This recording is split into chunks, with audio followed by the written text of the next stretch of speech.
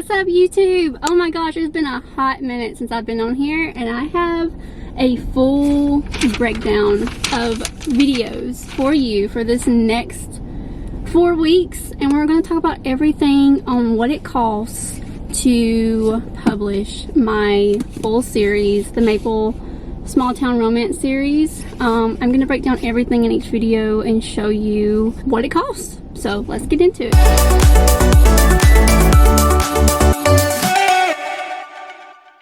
I probably should have curled my hair for this and put some makeup on, but your girl is about to start her period, so we don't feel like doing none of that. So you get what you get.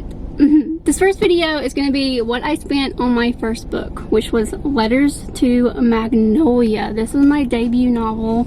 It is my baby. It is the book that got me started into publishing and writing, and it changed my life.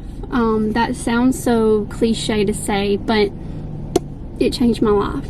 This book got me out of a big depression.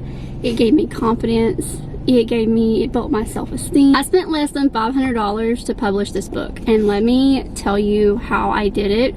I was on a budget. Oh girl, I was on a budget with this book.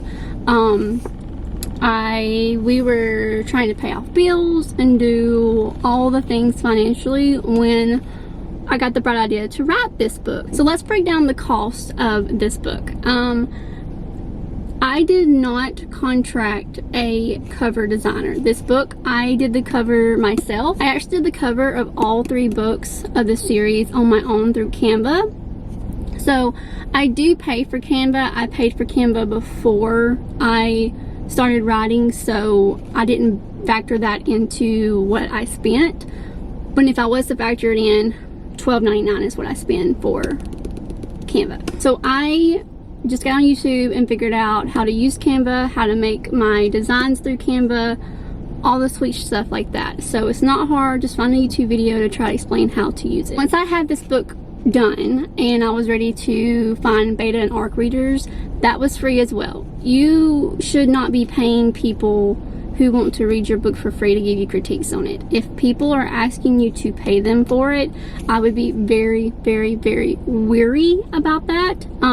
All my beta and ARC readers have happily done it just in their spare time.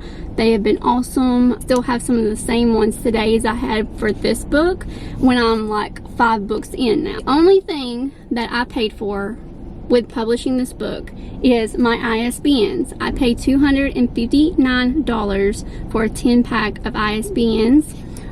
You have to have those. There's no way around it. I'm in the US. I don't know about other countries, but in the US you do have to have those. And you have to have one for each format. So what I did is I just did the 10 bulk bundle, and it lasted me 5 books because I used 2 formats, one for paperback and one for ebook. So 5 times 2, 10, I used them all. So that was a very, very, very good investment to get the 10-pack. Next thing I paid for this book was my editor. So I had a family friend who I reached out to because I was very, very, very weary about giving my manuscript to somebody who I did not know. So I reached out to her and she happily took it over for me. She's very good with grammar and stuff like that. So I paid her around $150 to do that. I now have a different editor who actually does it professionally, and I do pay her more. But for my first book, I was like trying to save money everywhere I went. Next thing that I paid for was my copyright. Now this is something that is very up in, I don't know, everybody has different opinions about the copyright. I get a copyright for every one of my books. Technically, like I know from the US standpoint, when you write your art, it's already copyrighted. Like, that is yours. However, I do not trust that. I wanted a certificate in writing saying that it is definitely mine, and anybody who tries to take it cannot.